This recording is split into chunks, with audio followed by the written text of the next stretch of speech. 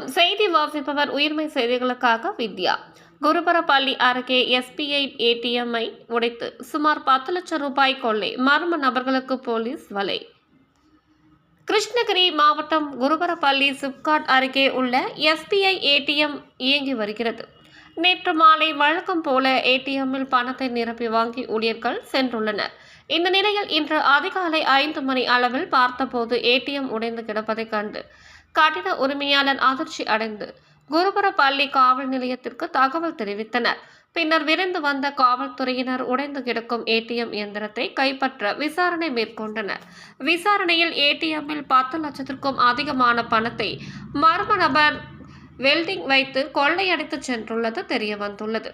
தொடர்ந்து சம்பவ இடத்திற்கு கிருஷ்ணகிரி மாவட்ட காவல்துறை கண்காணிப்பாளர் தங்கதுரை மற்றும் போலீசார் சம்பவத்தை விரைந்து வந்து சிசிடிவி காட்சிகளை வைத்து கொள்ளை சம்பவத்தில் ஈடுபட்ட மர்ம நபர்களை தேடி வருகின்றனர்.